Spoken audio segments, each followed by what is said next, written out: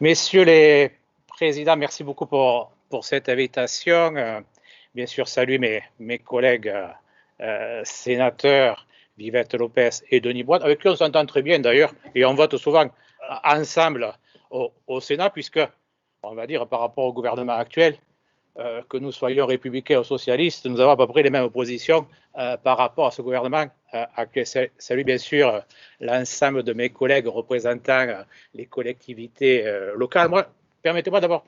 de vous donner quelques actualités législatives par rapport au Sénat, puisque vous savez que le Sénat est la Chambre des collectivités. Nous avons voté notamment divers textes cette semaine qui peuvent vous intéresser. Les collectivités sont des donneurs d'ordre et par exemple, on sait que lorsqu'il y a des années électorales, c'est un peu plus compliqué pour vous puisqu'il faut attendre les élections. Donc, vous savez que 2021 est prévu normalement des élections départementales et régionales et mardi soir, le Sénat a très largement adopté le report des élections départementales et régionales en juin 2021 en demandant au gouvernement d'être particulièrement vigilant à ne pas reporter de nouveau ces élections, même si on peut dire la crise que nous connaissons et on sait que dans quelques jours, on risque de nous annoncer des mesures compliquées, mais à un moment, il faut que la démocratie s'exprime. Et on ne peut pas sans cesse reporter des élections. On l'a vu en juin dernier, il y a eu des élections municipales avec un taux de participation faible, mais on peut considérer que la démocratie s'est exprimée. Il serait dangereux, dans un moment où notre société se cherche, de ne pas donner à nos concitoyens le pouvoir de s'exprimer. Je le dis de manière très claire. Donc, au Sénat, que ce soit la majorité sénatoriale, que ce soit les groupes d'opposition, on va dire même le groupe où siège Denis Boide, je sais que nous sommes sur la même longueur d'onde. Nous souhaitons, par rapport au gouvernement, attirer l'attention qu'on ne peut pas reporter ces élections, on ne peut pas les reporter notamment après les élections présidentielles, parce que c'est la seule élection qui permet de dire qu'on ne peut pas reporter l'élection présidentielle, parce qu'elle est prévue par la Constitution, et donc il serait dangereux de reporter ces élections départementales et régionales.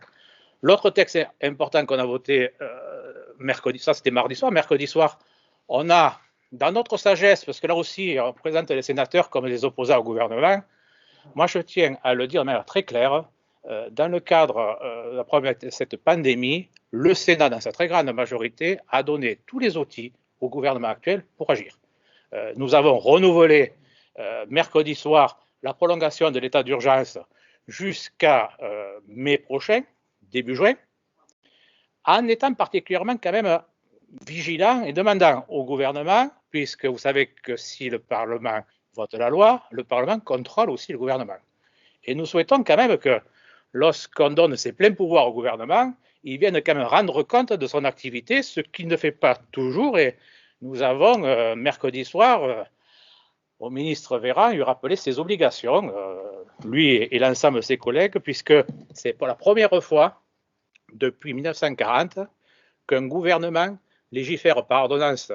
avec autant d'intensité, puisque depuis l'état d'urgence, c'est 80 ordonnances qui ont été adoptées par le gouvernement, sans passer par le gouvernement, sans passer par le Parlement, pardon. Et donc vous comprenez très bien qu'à un moment, il faut que nous, les parlementaires, députés et sénateurs, nous puissions jouer notre rôle aussi de contrôle, puisqu'on est quand même, et notamment le Sénat, le garant des libertés publiques. Quelques mots aussi dans l'actualité, même si un peu plus sur une loi que vous avez entendu parler, qui était 3D, qui est devenue 4D, décentralisation, déconcentration, différenciation et décomplexification. Je vous annonce que le 5e D c'est-à-dire disparition, puisqu'elle a disparu du radar législatif, compte tenu que la ministre actuelle, alors qu'il y avait beaucoup de transferts de compétences aux collectivités, que ce soit aux régions, aux départements, aux EPCI, aux mairies, mais il manquait l'essentiel dans ce projet de loi, c'était le volet financier. Donc on voit très bien qu'il était inadmissible pour nous sénateurs de voter des transferts de compétences à diverses collectivités si en même temps il n'y avait pas une sécurisation des transferts financiers. Donc la ministre Gouraud, nous disant qu'il y avait un embouteillage législatif au Parlement. Je pense que surtout, à quelques mois d'échéance nationale importante, elle n'a pas voulu mettre un peu, j'allais dire, de l'eau dans le gaz entre l'État et les collectivités. Et j'en terminerai, et Franck Proust, la sénateur, par rapport à la fiscalité des collectivités territoriales, où là, quand même, il faudra que nous soyons particulièrement vigilants. Vous savez que les communes vont perdre, ou ont déjà perdu la taxe d'habitation. Le département va perdre le foncier remplacé par la TVA. Hier, dans le cadre de la délégation collectivité territoriale où je siège, nous avons reçu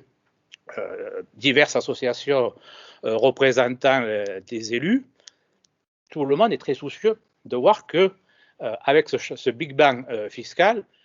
quid des finances des collectivités dans quelques années, et voir, on sait très bien que si les collectivités n'ont plus confiance et que les finances manquent, ben, ça sera peut-être de l'investissement à moins, donc des marchés à moins. Et je le dis de manière très claire, les communes, en perdant la taxe d'habitation, c'est la relation, et toutes les représentants d'associations d'élus étaient conscients, étaient à la même longueur d'onde que nous, c'est la relation, on va dire, collectivité-concitoyen qui risque de changer, puisque si les collectivités ne peuvent plus prélever l'impôt,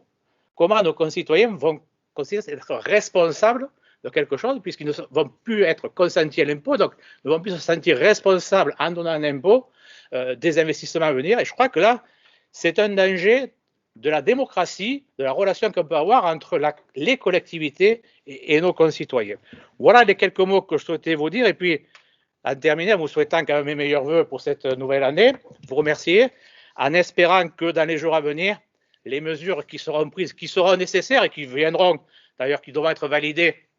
par le Parlement, puisque le Premier ministre hier s'est engagé, quelle que soit la mesure qu'il prendra, à venir rendre compte devant le Parlement, et nous devrons voter Vivette, Lopez, Denis-Boîte pour savoir si nous validons ces mesures-là. Vous savez, je crois que là, on ne fera pas de la politique politicienne, c'est l'intérêt général qui doit prévaloir, mais il ne faudra pas oublier aussi qu'à travers l'intérêt général qui doit être sanitaire, il y a un intérêt économique non négligeable.